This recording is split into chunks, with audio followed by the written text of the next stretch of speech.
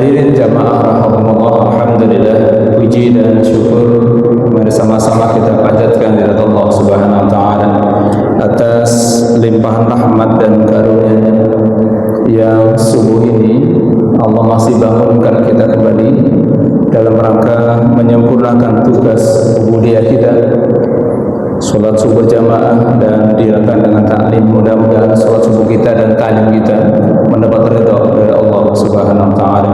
Shalawat dan salam semoga tetap tercurah kepada uswah dan qudwah kita baginda Nabi kita Muhammad sallallahu alaihi wasallam serta keluarga, kerabatnya dan para sahabatnya, dan mudah-mudahan kita termasuk ke dalam kelompok beliau yang tetap istiqomah dalam menjalankan sunnah-sunnahnya hingga akhir hayat kita. Amin ya rabbal alamin. Baik, hadirin jamaah rahimakumullah, kita lanjutkan kajian dari bulan lalu. Hari ini kita masih membahas kelanjutan dari dampak ibadah Ramadan yang sudah kita lakukan, dan hari ini adalah hari terakhir dalam bulan Zulqa'dah. Besok sudah masuk bulan Zulhijjah. Di bulan Zulqa'dah itu ada peristiwa penting. Di tahun ke-6 Hijrah, Rasul bersama kurang lebih 1.400 orang berangkat dari Madinah, rencana mau umroh ke Mekah. Jaraknya kurang lebih 400 sampai 500 km dari Mekah ke Madinah. Sudah mau masuk kota Mekah di daerah Hudaybiyah, beliau dan sahabatnya yang 1.400 orang itu dipaksa untuk kembali ke Madinah. Dikenal dengan perjanjian Hudaybiyah. Tahun itu tidak jadi umroh. Awalnya para sahabat mulai kasakusuk. Mereka tidak menerima. Bisa dibayangkan ya, mau umroh atau haji sudah di Hudaybiyah, jaraknya kan dari Madinah sekitar 450. Sudah mau masuk kota Mekah, kayak di Bekasi sampai Karawang, dari Surabaya suruh balik lagi, Pak. Emosinya para sahabat sudah mulai bangkit, apalagi sahabat Umar bin Khattab. Dia nggak sabaran. Beliau ingin maju saja, kita perang. Padahal rencana mereka tidak mau perang, tapi mau umrah. Rasul disitulah sebagai seorang pemimpin yang luar biasa hebat, mengambil strategi untuk menerima perjanjian Hudaybiyah yang secara umum bisa merubah umat Islam. Maka itulah menjadi sebab asbabun nuzul turunnya Quran surat ke-48, namanya surat Al-Fath. Ya, jadi surat tentang kemenangan. Kemudian di ayat keempatnya, huwallazi anzala sakinata fi qulubil mu'minin liyazdadu imana ma imanihim. Dialah Allah telah menurunkan ketenangan di kalbu orang-orang beriman. Maka Hudaybiyah itu memberikan contoh pada kita bahwa kadang-kadang sesuatu yang buruk itu bisa jadi baik ke depannya. Baik, terkait dengan emosi, dan kita sudah ditinggalkan Ramadan 2 bulan. Kira-kira masih tidak kita bisa bersabar dan sebagainya. Kita lihat apa sih indikator dari cerdas emosi itu? Mengenal secara sepintas, secara sederhana, bahwa orang yang cerdas emosinya itu minimal memiliki 3M secara bahasa. Yaitu pertama, mampu mengenali, memahami, dan mengelola emosi. Jadi cerdas emosional itu indikatornya minimal 3. Kemudian turunan dari situ minimal ada 5M. Ya, jadi pengertian umumnya kecerdasan emosional itu 3M: mengenali, memahami, dan mengelola emosi. Kemudian komponen yang ada di dalamnya ada 5M minimal. Pertama, memiliki kesadaran diri. Yang kedua, mampu mengatur diri. Yang ketiga, memotivasi. Yang keempat, memiliki empati. Yang kelima, memiliki keterampilan sosial atau social skills. Jadi karena kita akan belajar merawat kecerdasan emosional, secara umum orang yang cerdas emosionalnya itu bisa mengenali, memahami, dan mengelola emosinya sendiri. Ya, sementara komponennya banyak ahli yang menjelaskan, tetapi secara umum komponennya minimal ada 5M ini. Memiliki kesadaran diri, yaitu kemampuan untuk mengenali dan memahami emosi itu sendiri. Kita kenal nanti dalam Quran, kita akan bahas itu bagaimana secara psikologi dan bagaimana secara Quran atau dalam agama kita. Yang kedua adalah mampu mengatur dirinya sendiri, kemampuan mengelola emosi yang kadang-kadang impuls. Jadi kemampuan untuk bisa mengelola. Maka ada orang yang kadang-kadang di luar nalarnya, kadang suka bicara sendiri, tidak mampu menguasai emosinya sendiri, dibangkitkan oleh angan-angannya sendiri. Kemudian ketiga adalah mampu memotivasi dirinya. Yang keempat adalah empati. Yang kelima adalah keterampilan sosial. Dari kelima hal ini, maka ciri orang yang memiliki kecerdasan emosional itu secara umum dalam praktek kehidupannya ada 8M. Ya, secara garis besar, kalau kita memiliki kecerdasan emosional berarti kita punya minimal 8M. Yang pertama, memiliki kesadaran diri, mampu mengenali dan memahami emosi sendiri.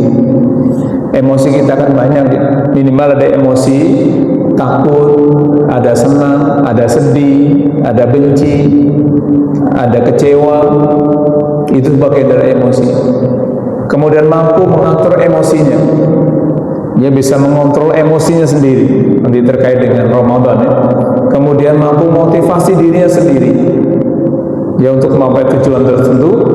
Kemudian memiliki empati, keterampilan sosial. Tambah 3, memiliki kesabaran, memiliki keseimbangan emosi, dan memiliki kesadaran terhadap lingkungan. Jadi secara teknis, bahwa orang yang cerdas emosinya itu berarti dalam kehidupannya 8M ini. Ya, nanti kita coba bahas bagaimana memiliki kesadaran diri. Ini yang penting, nanti ada terkait dengan masalah Ramadan. Baik, lalu apa kaitannya dengan Ramadan? Bulan lalu kita bahas di poin yang pertama terkait harapan dari Allah dengan mewajibkannya saum di bulan Ramadan. Itu pertama, la'alakum tatakun. Ketakwaan identik dengan kecerdasan spiritual. Itu yang bulan lalu kita bahas. Dan hari ini harapan yang kedua di Al-Baqarah 185, la'alakum tashkurun. Jadi kemampuan bersyukur nanti kita bahas identik dengan kecerdasan emosional. Ya, sekali lagi bahwa la'alakum tashkurun, harapan dari Allah Subhanahu wa taala setelah kita berpuasa, setelah kita melakukan ibadah saum di Ramadan itu, la'alakum tashkurun, semoga menjadi orang yang pandai bersyukur.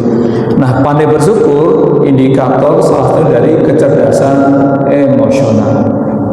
Baik, jadi kalau kita lihat mengapa kesabaran syukur itu bagian dari kecerdasan emosional, ada 3 hal yang diharapkan oleh Allah. Maka secara kurikulum di Ramadan itu kan kita sudah sama-sama menjalaninya. Di Ali Imran ayat 17, as-sabirina was-sadiqina wal-qanitina wal-munfikina wal-mustaghfirina bil ashar. Jadi kalau kita lihat rangkuman ibadah Ramadan itu secara psikologis itu minimal melatih kita pada 5 kecerdasan, 5 komponen penting yang mendukung kecerdasan itu, yaitu as-sabirin terkait dengan kesabaran, wasadikin terkait dengan kebenaran, kejujuran, wal qanitin terkait dengan ketaatan atau komitmen. Yang keempat, wal munfikin, kemauan berbagi, tidak pelit, peduli pada lingkungannya. Yang kelima, wal mustaghfirina bil ashar, mampu mengintrospeksi dirinya, mengenali dirinya. Maka dari ayat ini, kalau kita coba bikin garis lurus, zigzag, kira-kira gitu.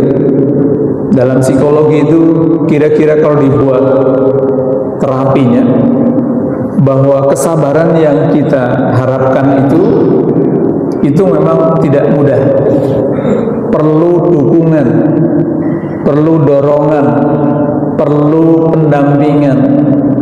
Maka sabar itu tidak akan habis kecuali sampai ajal menjemput.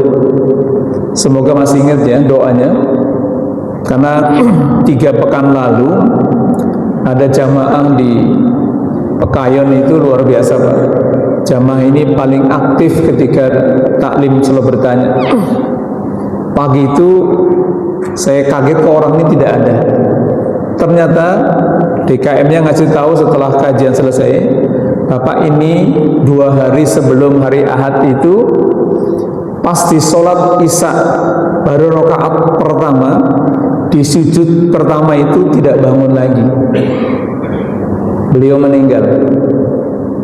Saya ingat betul karena Bapak ini selalu minta, Ustadz tolong kasih saya amalan doa yang pendek tetapi mudah dihafal dan dampaknya besar. Ada 2 doa yang beliau rutinkan Pak. Salah satunya adalah doa minta sabar. Semoga masih ingat ya. Rabbana afrih alaina sabra wa tawaffana muslimin. Ya Allah, limpahkanlah kesabaran dan matikan aku atau wafatkanku dalam kondisi berserah diri beragama Islam. Masya Allah. Jadi Bapak ini ke masjid selalu bawa sepeda karena rumahnya cukup jauh. Sepeda itu terakhir dinaikin pas menjelang sholat Isya itu, dan ternyata beliau menurut dokter ini sudah meninggal di tempat. Berarti beliau wafat ketika sujud pertama di rakaat pertama sholat Isya di malam Jumat. Subhanallah. Maka sabar itu tidak akan ada habisnya kecuali sampai kematian. Ya, nanti Bapak hafalkan doa ini ya, dibaca, diamalkan, mudah-mudahan Allah takdirkan kita nanti saat kematian itu dalam kondisi yang husnul khatimah. Begitu indahnya kematian itu sampai digambarkan di surat ke-16 ayat 32. Bagaimana gambaran orang yang meninggal di kondisi yang baik? Malaikatnya datang memberikan salam, salamun alaikum waladkhulul jannah. Selamat Bapak mau masuk surga ketika sedang dicabut nyawanya oleh malaikat. Masya Allah. Baik, jadi sabar itu memang cukup berat karena dia godaannya luar biasa. Jadi kalau Bapak mendengar ada orang yang marah, habis kesabaran saya. Yang habis apanya? Yang habis itu kemampuan dukungan kesabaran. Ya, dulu pernah kita bahas, sabar itu komponennya 3 yang harus dipertahankan. Ada al-quwwah, asyiddah, dan al-jam'u. Jadi sabar itu memang berat. Ada 3 komponen yang harus ada. Jika itu komponen 3 itu hilang, maka ada orang sampai mengatakan habis kesabaran saya. Padahal yang habis bukan sabarnya. Yang habis pertama kekuatannya, al-quwwah, kekuatan. Yang kedua asyiddah, kegigihan. Yang ketiga adalah kemampuan. Jadi ada kekuatan, kegigihan, dan kemampuan. Baik, lalu bagaimana agar kita sabar? Maka kemampuan bersyukur itu identik dengan kecerdasan emosional. Nah, secara garis besar tangga ini kalau kita ingin lurus setback ke belakang, introspeksi ke belakang, ternyata yang membuat kita tidak sabar, yang membuat kita tidak bersyukur karena kita tidak bisa menerima kenyataan, memanajemen atau menekan emosi. Padahal tadi indikator dalam psikologi bahwa salah satu indikator atau ciri orang yang cerdas emosional adalah mampu mengenali emosinya sendiri. Bapak Ibu perhatikan di Quran surat kedua ayat 155. Wala nabluwanakum bisyai'in minal khauf. Sungguh akan kami coba kalian semua dengan rasa takut. Ternyata cobaan besar kita ini bukan tentang harta, Pak. Bukan tentang jabatan, tapi tentang emosi, yaitu rasa takut tadi. Wala nabluwanakum bisyai'in minal khauf, dan sungguh akan kami coba kalian semua, berarti termasuk saya, adalah adanya rasa takut. Tadi ya, dalam psikologi takut adalah bagian dari emosi dasar yang semua orang punya. Seolah ayat ini mewakili bahwa emosi itu adalah sesuatu yang sangat mendasar. Maka perlu manajemen, perlu pengaturan, perlu pengendalian. Dan itulah mengapa dalam 1 tahun itu ada 1 bulan yang khusus, namanya bulan Ramadan. Untuk apa? Di dalamnya ada kurikulum pendidikan yang tidak ada kurikulum itu di dunia ini, dimanapun. Bahkan kurikulum pendidikan termahal sekalipun tidak ada. Di Amerika itu ada sekolah yang 1 bulannya kalau dirupiahkan sekitar 1,5 miliar. Itu pun nggak ada kurikulum itu. Jadi kurikulum tadi as-sabirina was-sadiqina wal-qanitina wal-munfikina wal-mustafirina bil ashar, itu kurikulum pendidikan jiwa yang tidak ada di luar Ramadan, bahkan di sekolah mana. Maka rahasianya salah satunya mengapa Ramadan hadir dalam setahun sekali itu, untuk memberikan pelajaran, pembelajaran, recovery, pemulihan dari kejiwaan kita selama 1 tahun. Baik, ada minimal 5 emosi yang perlu kita kenal. Ada emosi marah, emosi sedih, emosi takut, emosi senang, benci, cemburu, apalagi semua itu bagian dari emosi kita. Maka bagaimana cara mengendalikannya? Mengendalikannya itu dengan mengendalikan, merawat, memanajemen, mengatur emosi dengan sikap rela, menerima ketentuan dari Allah agar mampu bersyukur dan bersabar dalam menghadapi berbagai macam cobaan kehidupan. Jadi kenapa syukur identik dengan kecerdasan emosional? Karena syukur itu ternyata menjadi pintu utama kemampuan sabar. Dan syukur itu, hadirin, adalah pintu iblis menggoda kita setiap saat. Di surat ke-7 ayat 16 dan 17, la udanna lahum, kata iblis, kami tidak pernah berhenti sesaat pun. Untuk apa? Godain kita. Masya Allah ya. Jadi iblis sudah bersumpah akan menggoda kita, tidak pernah izin cuti sedetik pun, Pak. Ya, maka tidak pernah kita dengar ada dalil iblis cuti menggoda manusia. Oh, bagaimana ada hadis bahwa Ramadan itu setan dibelenggu? Tapi kenapa di Ramadan masih ada yang korupsi? Di Ramadan masih ada yang menipu? Ditangkap KPK pas Ramadan gitu. Ya, berwajib Ramadan, iya. Setan dibelenggu, tapi volunteer setannya sudah banyak. Pengikut setan sudah banyak. Jadi setan nggak perlu goda lagi kan? Bagaimana godaannya? Di surat ke-7 17-nya, wa min aidihim, dari depannya, wa min khalfihim, juga dari belakangnya. Shimalihim, dari sebelah kanan, juga di sebelah kirinya. Tetapi Allah sudah memberikan kata kunci, wala tajidu aksyaruhum syakirin. Engkau akan dapati mereka sedikit yang bersyukur, kata iblis. Jadi memang kenapa kita perlu waspada terhadap kemampuan bersyukur?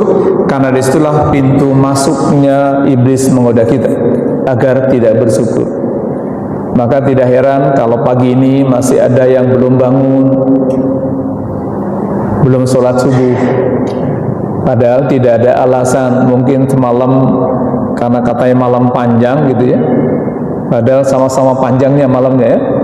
Bedanya apa malam Ahad dengan malam Senin, Selasa, Rabu? Karena mungkin libur disebut malam panjang, pada begadang, nauzubillah ya, sampai subuh kesangan. Maka ketika bangun tidur, tadi MC juga baca doanya. Kalau yang belum baca doa dibacakan ulang dari sama MC-nya. Apa itu? Alhamdulillahilladzi ahyana ba'dama amatana wa ilaihi nusyur. Jadi pertama itu dibangunkan karena bersyukur. Baik, ini nanti yang akan coba kita kenali bagaimana cara mengenal. Maka utamanya adalah bagaimana biar bersabar dan bersyukur itu bisa memanajemen emosi. Kita akan lihat bagaimana manajemen emosi marah, sedih, dan takut dalam Quran. Yang mudah-mudahan ini bisa dipraktekkan oleh saya dan kita semuanya ketika datang emosi marah, ketika datang emosi takut, sedih, dan sebagainya.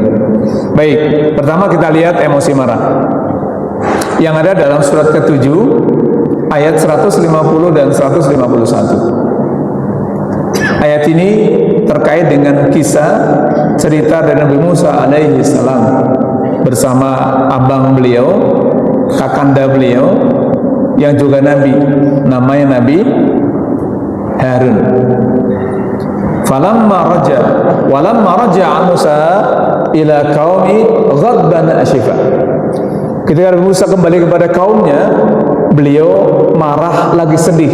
Jadi ghadban ashifa itu marah yang dicampur sedih, Pak. Ini emosinya. Kalau mungkin Bapak pernah ngalami ya, marahnya sudah sampai ubun-ubun katanya. Saking emosinya tuh. Jadi ghadban ashifa itu marah yang dibarengi dengan sedih, kadang-kadang marah dibarengi dengan emosi yang lain. Ya, apa yang terjadi? Beliau sampai saking tidak sadarnya, saking marahnya dan juga sedihnya, apa yang beliau lakukan? Ya, bisa dibaca ayat ini. Saking saking emosi beliau, wa alqal alwah wa khadda bi ra'sihi, melempar kitab sucinya dan menjambak rambut abangnya. Perhatikan ya, beliau marah, sedih, namanya ghadbana ashifa. Saking marah dan sedihnya itu nggak terkendali emosi ini, apa yang terjadi? Melempar alwahnya, melempar kitab sucinya. Apa kitab suci beliau? Taurat. Dilempar, Pak. Tidak hanya itu, biro siakhi, dan menjambak rambut abangnya. Lihat, ada dua pelampiasannya dalam niat. Beliau marahnya pada siapa? Marahnya kepada kaumnya, karena sedang menyembah patung dari sapi yang dibuat oleh Samiri. Marah sama kaumnya, tetapi yang dilampiaskan apa? Barang yang dipegang dilempar dan menjambak orang. Pernah nggak Bapak Ibu melihat ada orang lagi marah melempar barang? Atau mungkin istri Bapak di rumah lagi marah nyuci piringnya sambil agak keras, kubrak gitu, atau benar-benar lempar gelas dan piring. Karena dulu sering datang konsultasi itu, ceritalah bahwa kami itu di rumah sebulan sekali bisa ribut, dan kalau berantem itu kadang-kadang kalau nggak piring ya gelas pecah. Saya bilang, wah luar biasa, berarti antum itu orang yang punya kepedulian. Bayangkan kalau 1 bulan sekali piring dan gelas pecah, maka dia harus beli piring setahun minimal selusin. Dengan beli piring 1 lusin berarti dia memberikan peluang laku orang dagang piring, kan? Pabrik piring. Luar biasa. Nah, itu ada dalilnya, Pak. Jadi kalau ada orang marah-marah lempar barang, ini dalilnya ada dalam Quran. Ya, nanti kita lihat dalam psikologi namanya unsplayed aggression atau displacement emosional.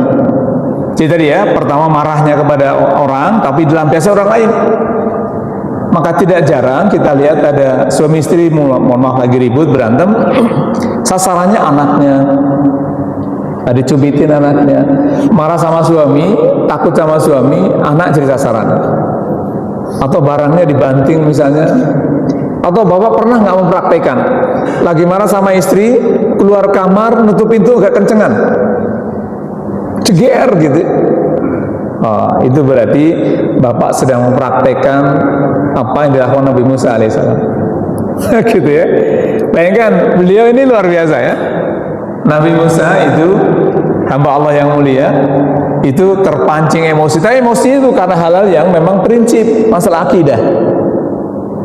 Nah, jadi saking marahnya, maka muncul dalam psikologi sebagai teori dalam psikologi namanya displacement emosional atau display aggression, pelampiasan emosi atau agresinya, Pak. Nah, tetapi saat kondisi marah itu, maka abangnya ini luar biasa. Ya, Nabi Harun itu luar biasa. Qalatna wahai anak dari ibuku. Ini cara meredam emosi adiknya. Nah, jadi nanti bisa buat praktek ya, Bapak Ibu di rumah. Kalau pasangannya lagi ribut, coba praktekkan dialog komunikasi yang baik antara Nabi Musa dengan abangnya Nabi Harun. Nabi Musa lagi temperamen marah-marah itu, maka kemudian abangnya Nabi Harun dengan bahasa yang santun, bahasa yang halus, tidak terpancing emosi. Qalabna wahai anak dari ibuku. Itu artinya mereka bersaudara, abang adik. Kalau kita mungkin beda ya, Pak. Abangnya adiknya songong, abangnya mungkin terpancing. Ini abangnya loh dijambak, Pak. Ya, tentu saja ini contoh karena ada hal-hal dalam kehidupan itu memang tidak bisa dihindari, termasuk tadi emosi, Pak.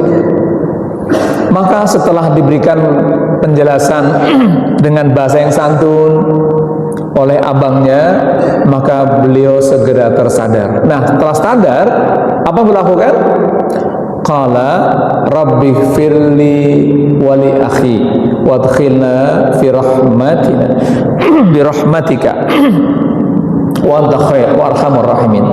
Setelah sadar, Pak, ini lagi marah-marah tadi, setelah sadar segera beliau minta ampun, istighfar, kemudian mendoakan abangnya. Nah, buat Bapak Ibu, kalau lagi ribut sama istri, kira-kira doain istrinya nggak, Pak? Doanya apa? Dasar nenek-nenek gitu ya? Enggak ya? Atau para ibu gitu mendoakan suaminya enggak? Ketika lagi ribut, berangkat kerja, dasar aki-aki misalnya gitu ya? Enggak lah ya. Apalagi kepada anak-anak. Jadi kalau lagi marah, segera doakan. Ini prakteknya. Nah, maka tadi pelampiasan amarah itu displayed aggression atau displacement emosional dalam psikologi. Pelampiasan emosi. Nah, Nabi Musa tadi ya, belum marah-marah, Pak. Marahnya bukan sudah marah, tapi marah dan sedih ini. Kenapa beliau marah dan sedih? Karena kaumnya sedang menyembah patung. Ini Bani Israel memang luar biasa, Pak. Jadi Nabi Musa itu ditakuti karena beliau memang kekar dan berani. Sementara abangnya itu lebih halus. Makanya mau dibunuh, bahkan diancam mau dibunuh kalau ngelarang mereka nyembah patung yang dibuat oleh Samiri. Maka apa yang beliau alami ini namanya pelampiasan amarah atau display aggression atau displacement emosional, pelampiasan emosi. Maka apa yang dilakukan? Melempar kitab sucinya dan menjambak rambut abangnya. Ya, jadi kalaupun mau dipraktekkan ini harusnya ya jangan terlalu berlebihan gitu ya. Ini kadang-kadang suami sampai menyiksa istri karena kami banyak mendapatkan teman-teman jamaah yang berkonsultasi itu kadang-kadang ada istrinya cerita bahwa Pak, kalau kami lagi ribut, Bapak tahu nggak itu raket nyamuk? Itu raket nyamuk sampai hancur buat mukulin saya. Saya bilang, Masya Allah, ini berarti suami yang nggak bertanggung jawab gitu ya. Memang ada dalilnya yang displacement itu, tapi harusnya jangan berlebihan. Ini Nabi Musa kan marah karena masalah prinsip, masalah akidah. Ini kadang-kadang hal-hal yang kecil, sepele. Bayangkan kalau ada suami laki-laki berani mukul istrinya, kalau dia sadar ketika ijab kabul harusnya menangis, Pak. Coba Bapak yang sudah nikah sekian tahun, ingat nggak dulu waktu ijab kabul baca psikotakliknya? Saya bersumpah Apa sumpahnya? Nama suami saya bersumpah, jika saya menyakiti istri saya, baik fisik maupun psikis, dan istri saya tidak ridho, maka istri saya bisa mengajukan gugatan cerai dengan uang berapa? Dulu 10.000 ya, sekarang mungkin naik kali ya. Itu sumpah loh Pak. Maka dulu waktu saya nikah, saya membaca itu. Kebetulan penghulunya depan rumah mertua. Saya bilang, Bapak tanggung jawab nanti kalau saya melanggar. Udahlah Ustaz, nggak enak sama mertua. Udah, saya tanggung jawab mertua. Ini bahaya nih.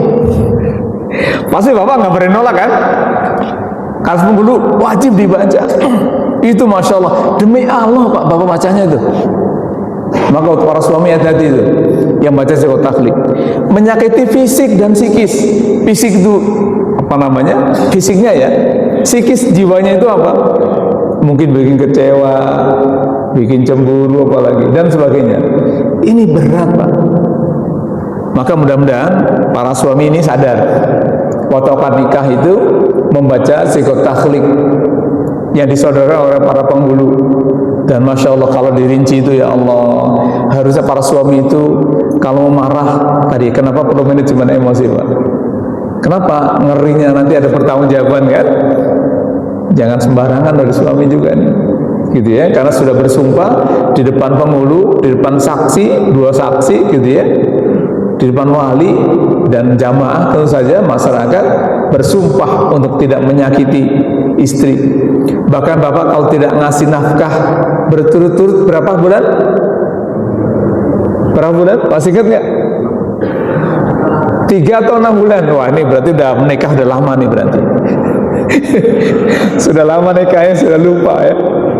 Itu sampai tadi ya, bersumpah tidak menyakiti, dan jika saya tidak memberikan nafkah baik lahir maupun batin kepada istri saya dan tidak rela istri saya, maka bisa datang ke kantor Kementerian Agama, ke KUA untuk mengajukan gugatan cerai Pak. Ya Masya Allah, ini makanya berat. Baik, maka kalau kita lihat 2 manusia mulia ini, Nabi Musa menggambarkan ciri orang yang emosionalan, yang temperamental, yang mudah marah Pak. Nabi Harun itu ciri orang yang penyabar, orang yang penyantun. Nah, dua-duanya ini memang plus minus Pak.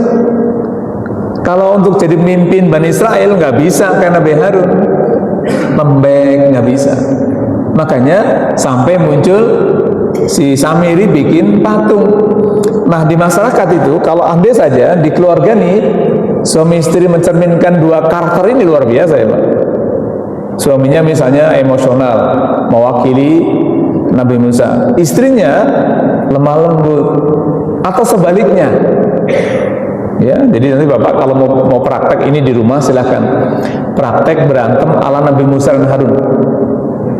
Ya, boleh praktekkan. Jadi kalau suami lagi marah, ibu di rumah dengan bahasa yang santun, ya Allah, suami yang paling ganteng, ada apa sih? Gitu ya.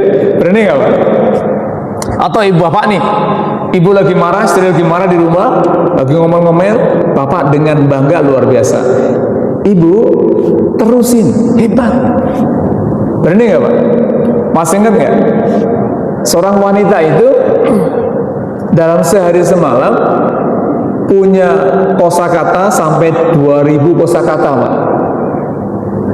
Jadi perempuan semakin banyak ngomong, semakin sehat jiwanya Pak. Sementara laki-laki hanya 7.000 kosakata.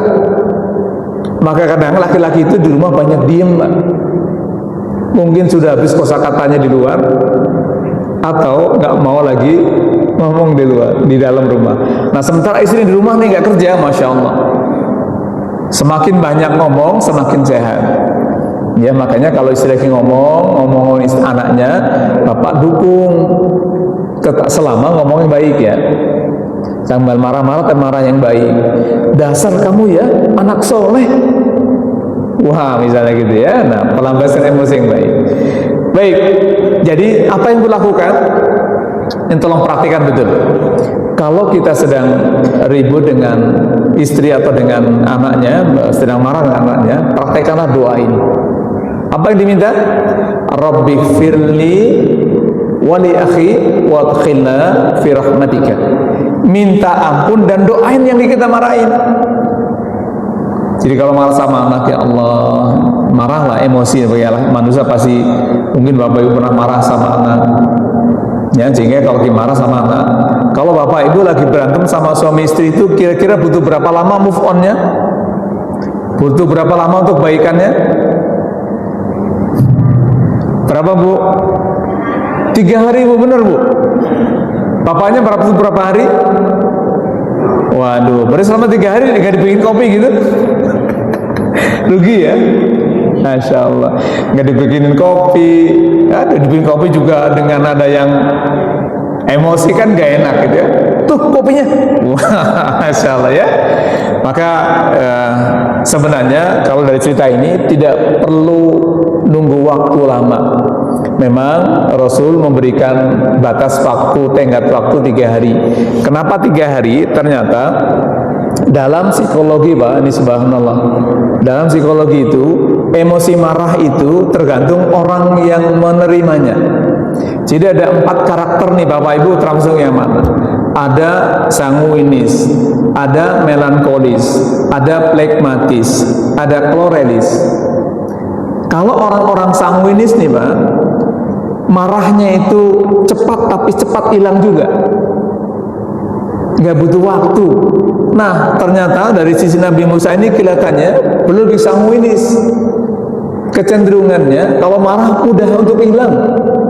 Bayangkan tadi marah-marah gitu ya, sampai melempar barang-barang tadi, itu diingatkan oleh abangnya dengan kalimat yang indah, segera sadar dan minta ampun, Pak, mendoakan, ya Rabbi firli walihi, Allah ampuni dosaku. Dan tidak lupa beliau minta rahmat, karena yang bisa memberikan redam emosi itu hanya Allah, Pak, bukan kita manusia. Maka kenapa sih Rasul ngasih jeda 3 hari? Ternyata kurun 3 hari itu bisa meredamkan emosi. Kalau tadi orang sanguinis, dia lebih cenderung mudah.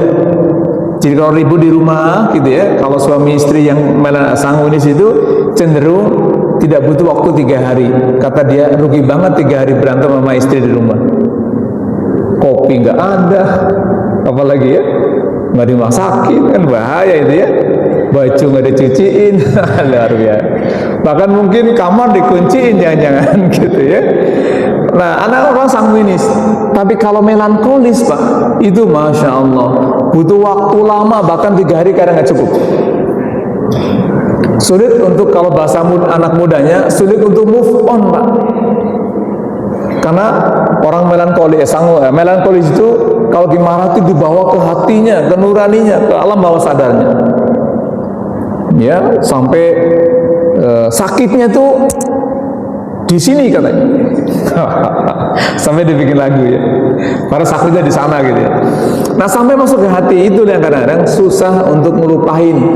Lagi marah itu kadang-kadang suka lama. Nah, maka mudah-mudahan kalau kita yang sedang mengalami itu, berdoalah dengan doa ini.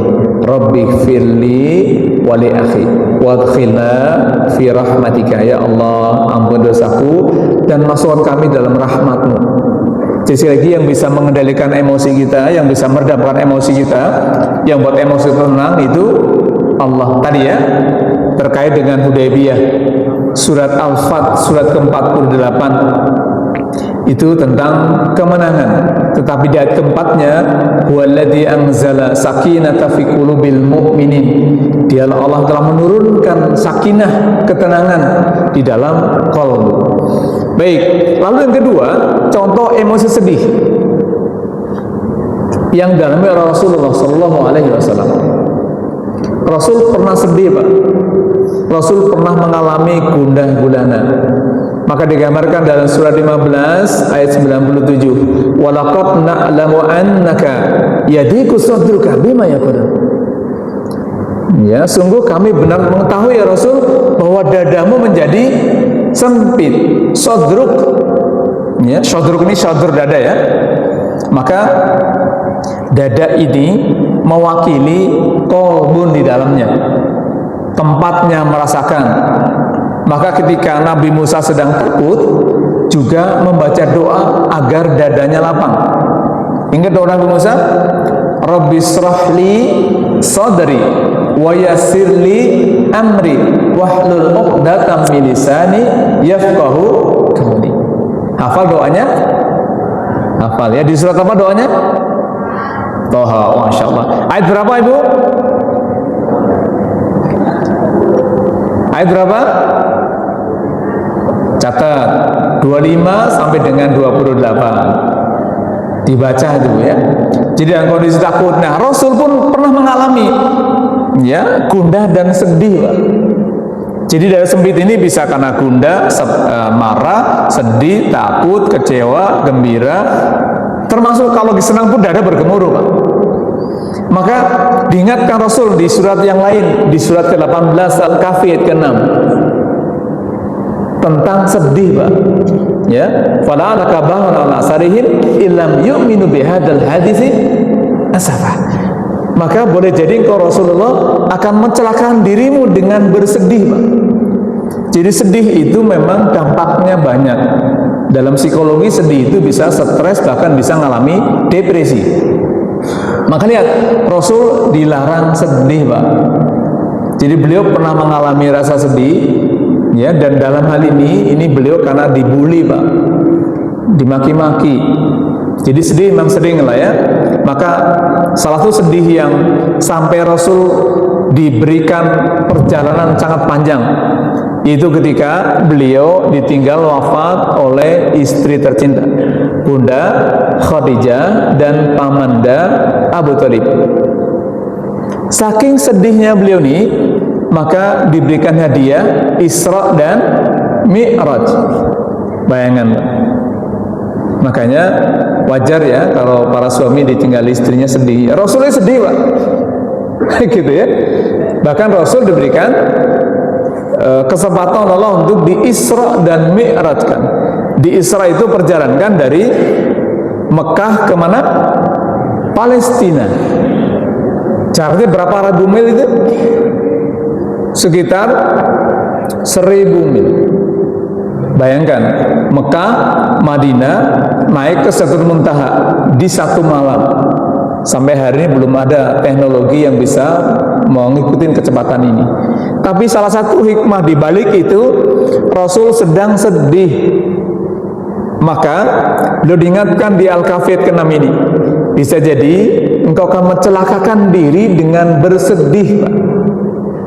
Jadi Bapak Ibu, sedih itu boleh, tapi jangan berlebihan, karena bisa berdampak baik stres, bahkan mengalami depresi. Baik, lalu apa yang Rasul lakukan? Jadi Allah menggambarkan bahwa Nabi kita Rasulullah SAW itu pernah mengalami kesedihan, pernah mengalami kegundahan. Ya, di surat Al-Hijr ayat 97. Walaqad na'lamu annaka yadiku sadruka. Sadruk ya, dada ini menjadi sempit tadi karena sedih, karena gundah. Lalu Allah menuntun beliau untuk melakukan 3 hal. Ini sekaligus terapi ketika sedang mengalami rasa sedih, rasa gundah, gulana, galau kalau bahasa anak mudanya. Apalah yang dilakukan oleh Rasul? Pertama, fasabbih bihamdi wa qum minasyajirin wa'bud rabbaka hatta ya'tiyakal yaqin. Dari ayat ini Rasul disuruh melakukan 3 hal. Pertama, fasabbih bihamdi, berzikir. Yang kedua, wa qum minasyajirin, beribadah. Kemudian yang ketiga, wa'bud rabbaka hatta ya'tiyakal yaqin, berkomitmen. 3B ya. Ini terapi yang terbaik ketika sedang mengalami kesedihan, gundah gulana, galau dan kawan-kawannya. Ini yang dipraktekkan oleh Rasul sallallahu alaihi wasallam.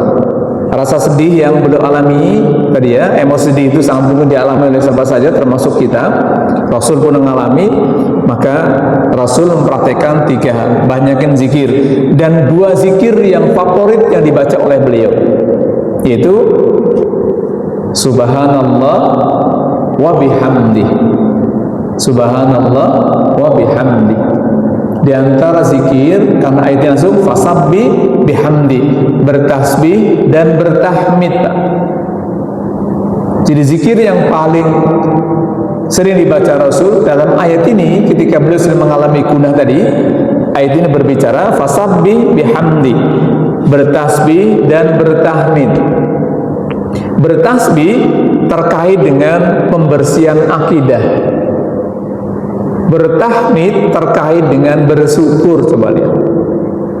Maka tidak heran jika kemampuan bersyukur identik dengan kecerdasan emosionalnya seorang. Rasul pun mengalami tasbih dan tahmid. Yang ketiga adalah wakum minasyajidin, termasuk orang yang ibadah. Maka B yang pertama beribadah, bisa sholat, bisa puasa ketika sedih dan sebagainya. Kemudian yang ketiganya adalah wa'bud rabbaka, jadi berkomitmen pada kebaikan. Baik, lalu bagaimana kesimpulan merawat kecerdasan emosional pasca Ramadan? Di awal tadi kita sudah tahu bahwa ada berapa indikator dari kecerdasan emosi itu. Jadi mengenali, kemudian mampu memahami dan mampu mengendalikan, memanajemen. Maka inspirasi dari surat Al-Baqarah 186 terkait dengan perintah Ramadan, di akhir itu la'alakum tashkurun, semoga menjadi orang pandai bersyukur. Maka kemampuan bersyukur identik dengan kecerdasan emosional. Tadi ya sudah kita jelaskan beberapa emosi, tidak semua contoh emosi kita bahas, tapi hanya emosi 3: marah, sedih, takut. Ya, 3 emosi ini mewakili yang lain. Nah, kemampuan untuk manajemen emosi ini, syukur dalam psikologi Islam itu gabungan antara ilmu hati dari Quran dan Sunnah dan pemahaman kerja pikiran atau jiwa dari psikologi modern. Jadi tadi kita kenal bagaimana psikologi modern memberikan penjelasan tentang indikator dari kecerdasan emosional. Maka bagaimana merawat kecerdasan emosi pasca Ramadan? Ada 6M lah minimal yang perlu kita lakukan. Pertama, melatih kesadaran. Ya, kesadaran itu terkait dengan satu, kemampuan kita untuk sadar bahwa ibadah itu tugas. Kesadaran yang biasa kita lakukan untuk terus beribadah. Yang kedua, menjaga hubungan sosial, baik dengan lingkungan dan sebagainya. Yang ketiga, merutin olahraga, karena olahraga itu bisa meredakan emosi juga, Pak. Lalu yang keempat, makan yang seimbang, karena gizi seimbang itu bisa membahas kesehatan, juga berdampak kepada kejiwaan. Ya, maka di Quran itu ada konsep makan dalam Islam itu kan ada 2. Di Al-Baqarah 168, halalan thayyibah, yang halal dan thayyib. Halal terkait hukum agama, thayyib terkait dengan gizi kesehatan. Kemudian yang kelima adalah membaca komitmen beribadah. Kita sudah 2 bulan ditinggal Ramadan. Ketika Ramadan kan semangat bangun malamnya luar biasa, semangat baca Qur'annya luar biasa. Kalau kita tanya kira-kira sekarang kita masih semangat nggak bangun malamnya? Insya Allah masih. Ini semua wajah orang suka bangun malam, karena jam 1, karena jam 2, karena jam 3. Tapi terbukti, kenapa? Karena subuh berjamaah di masjid. Ya, jadi banyak orang yang belum bisa bangun karena nggak terbiasa. Berarti Bapak Ibu termasuk yang masih biasa menjalankan ibadah di qiyamul lail. Kemudian yang ke-6, mengatur waktu untuk istirahat. Jangan terlalu malam tidurnya, begadang, jangan walaupun begadang itu kata Bang Roma itu boleh, tapi sebaiknya untuk usia-usia makin tua itu dikurangi begadangnya. Nah, 6M ini upaya kita dalam rangka merawat kecerdasan emosional pasca Ramadan. Jadi kesimpulannya yang kita bahas hari ini adalah bahwa Ramadan menginspirasi kita untuk menjaga emosi. Karena tadi di Ramadan kita dilatih di Ali Imran tadi ya, as-sabirina was-sadiqina wal-qanitina wal-munfikina wal-mustaghfirin. Luar biasa ya, dilatih kesabaran, kejujuran, komitmen, kepedulian, dan keinsafan diri. 5K ini makanya penting ya, menginspirasi kita. Mudah-mudahan semakin lama Ramadan berlalu, ini sudah 2 bulan, semoga bisa tetap punya kemampuan menjaga emosi. Demikian ya Bapak Ibu hadirin Allah yang bisa kita bahas pada pagi hari ini. Mudah-mudahan ada manfaatnya. Sebelum saya akhiri, ada yang mau ditanyakan? Pas ya? Baik, alhamdulillah. Semoga bisa dipahami, dan mari kita sempurnakan membaca doa Qiyamul Majlis. Subhanaka Allahumma wa bihamdika asyhadu an la ilaha illa anta astaghfiruka wa atubu ilaik. Terima kasih. Billahi taufiq wal hidayah. Assalamualaikum warahmatullahi wabarakatuh.